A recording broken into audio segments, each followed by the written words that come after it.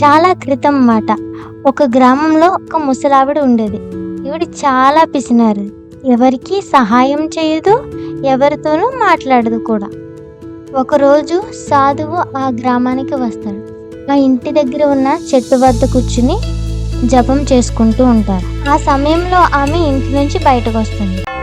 అతనిని చూసి తన యొక్క ఇంటిని దొంగిలించుకోవటానికి అక్కడ ఉన్నాడు అని అనుకుని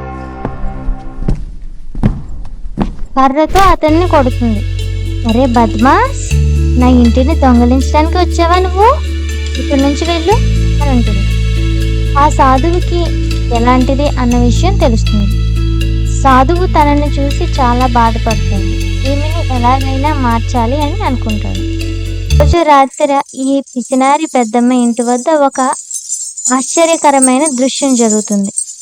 నలుపు వస్త్రాలని ధరించి తన తల మీద కుండల్ని ఉంచుకుని నాట్యం చేస్తాడు. ఈ పట్టెల యొక్క శబ్దాన్ని విని ఈమె బయటికి వస్తుంది. జరుగుతున్నటువంటి దృశ్యాన్ని చూసి భయంతో వెంటనే లోపలికి వెళ్ళిపోతుంది. ఆ భూతం నెత్తి మీద ఉన్నటువంటి కుండల్లోంచి ఒక కుండ కింద పడిపోతుంది. వెంటనే అక్కడ నుంచి ఆ భూతం అదృశ్యం అవుతుంది. ఈమె బయటికి వచ్చి చూస్తే అక్కడ పగిలిపోయినటువంటి ఆ కుండ తప్ప ఇంకేమీ కనిపించవు.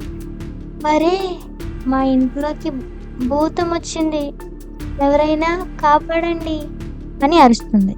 ఆమె చేసే ప్రవర్తన వల్ల ఎవరు కూడా పట్టించుకోరు. మరుసటి రోజు అందరికీ చెప్తుంది, కానీ ఎవరు కూడా పట్టించుకోరు. ఆమె యొక్క మొహాన్ని కూడా ఎవరు చూడరు. ఈ పిసినారి పెద్దమ్మ రాత్రి పెద్ద కర్ర పట్టుకుని చూస్తుంది. ఈలోపే ఆ భూతం రానే వచ్చింది. ఆ భూతం నెత్తి మీద ఉన్నటువంటి కుండల్లోంచి ఒక కుండ కింద పడిపోతుంది. వెంటనే అక్కడ నుంచి ఆ భూతం అదృశ్యం అవుతుంది.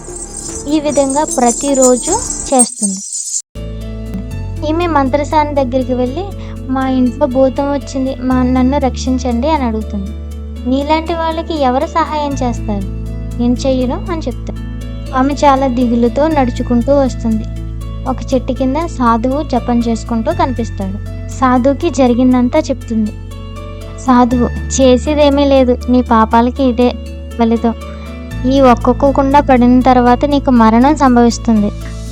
నా దగ్గర ఉన్నటువంటి ధనాన్ని మొత్తం ఇచ్చేస్తాను, నన్ను రక్షించండి అంటుంది. సరే, ఈ రోజు నుంచి నువ్వు పేదవాళ్ళకి, ముసలి వాళ్ళకి నీ దగ్గర ఉన్నటువంటి ధనాన్ని సహాయం చేయి, మిగిలిందంతా నేను చూసుకుంటాను. ఈమె పేదవాళ్ళకి సహాయం చేయడానికి వెళితే వాళ్ళు అక్కడి నుంచి పారిపోయేవారు. పక్షులకి, జంతువులకి పెడదాము అనుకుంటే అవి అక్కడికి వచ్చేవే కాదు. ఆ రోజు రాత్రే భూతం తన ఇంటికి రావటం, నాట్యం చేయటం మొదలు పెడుతుంది. మరుసటి రోజు ఈ పిసినారి పెద్దమ్మ సాధువు దగ్గరికి వెళ్తుంది.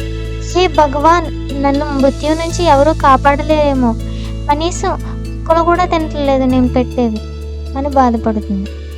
నువ్వు ఈ ధనాన్ని మందిరం వద్ద ఇస్తూ ఉండు. ఇలా ఇవ్వటం వలన నీకు మరణం సంభవించడం కాదు కదా, నువ్వు ఇంకా మరింత ఎక్కువ రోజులు జీవించగలుగుతావు. మహారాజ్, ఈ ధనాన్ని మీరే ఇవ్వండి.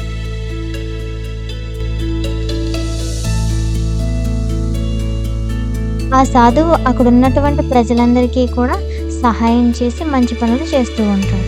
అప్పటి నుంచి ఆమె అక్కడ ఉన్నటువంటి ప్రజలందరితో కూడా సంతోషంతో కలిసిమెలిసి ఉంటుంది.